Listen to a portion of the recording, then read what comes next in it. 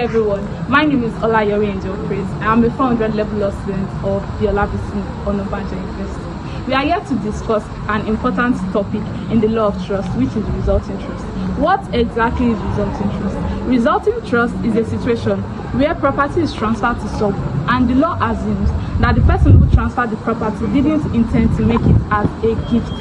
Now, the property results back to its original owner, or someone the law assumes to having a beneficial interest in the property. Resulting trust is a type of implied trust which is created not by an express word but by the operation of the law, and it comes up under three circumstances, which are when an express trust fails, when someone buys a property in the name of another person who did not pay for it, and when the beneficiary interest of the trust under an express trust is not fully exhausted. Circumstances of a resulting trust is when an express trust fails, and in this circumstance, this is when an express trust fails or ends. Equity presumes that the unused property will revert back to the settlor. In one of these cases, we have the rehabable trust fund. In this case, funds were created for two blind sisters. They died and some funds remain, and the court held that the remaining funds will result back to the donors. The resulting trust arose.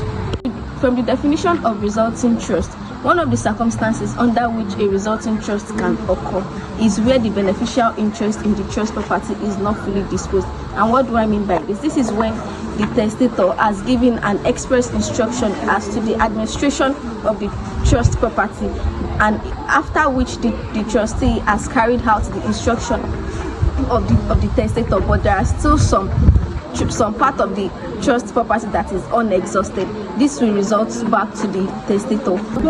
In the case of Bianju, where a trust was set up for the education of the clergyman, and after all the children had completed their education, the remaining part of the trust, which ought to go back to the testator, did not return back to the testator, and the court held that because the trust was for a specified reason and it is deemed absolute, so it will not result back to the testator. When there is a purchase in the name of another, or a voluntary conveyance of property in the name of another person, this principle is that when a person purchases property in the name of another who is a stranger to the property or who did not give any consideration, there is a resulting trust on behalf of the plaintiff. There is also a presumption that the purchaser owes a beneficial interest in the property. In Ukata and Imembo, the plaintiff gave the defendant the full purchase price to purchase a piece of land and obtain lease, but the defendant did it in his own name. The court held that the defendant held the property in resulting trust for the plaintiff. However, there is an exception to this which is called the presumption of advancement. Whenever there is a close relationship between two people, such as a father and a child or an husband and a wife, the law assumes that the purchaser intends to make a gift and not a trust. We have the case of Bennett versus Bennett, where it was held that when a father bought a property under his son's name, it was said to be a gift and not a trust. We can also see the case of Ogutebe versus Shonowo, where the Supreme Court has held that whenever a father buys property in the name of his wife or his child, this is said to be a gift and not a trust. If the donor's legal title is challenged on the basis that the transferor did not intend to make a gift, it is a duty of the person asserting the beneficial interest of the property to overcome the presumption of advancement. This means that showing credible evidence that despite the familiar relationship between them, he did not intend the property to be a gift, rather to be a resulting trust.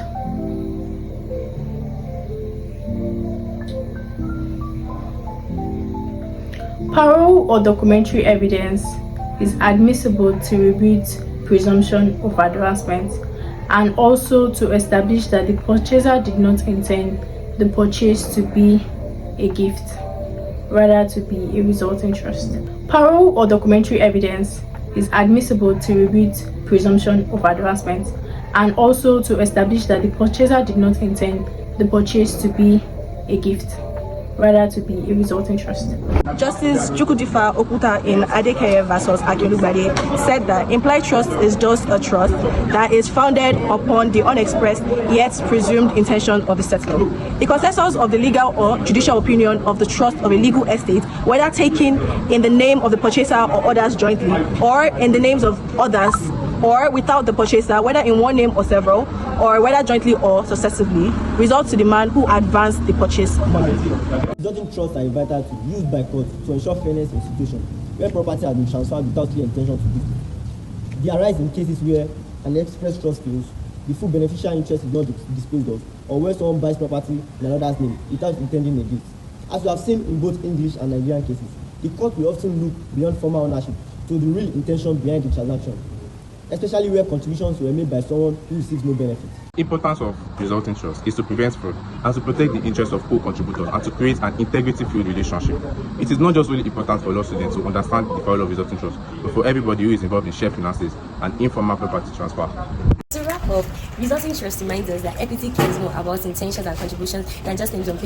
Whether it's money donated for a purpose that fails or property brought in another person's name without an intention to gift, the courts use resulting trust to ensure that no one unjustly benefits at another's expense. Variable trust fund to Obika against Obika. This case shows how equity has looked beyond formality to uphold fairness. As future legal practitioners, understanding resulting trust keeps us to recognize hidden injustice in relationships and advocate for what is right, even when the document says otherwise. Thank you so much for watching. We hope this has made the concept more clearer and more practical. Until next time, stay sharp, stay curious, and stay committed to justice. Bye! Don't forget to like, comment, and share this video. Bye.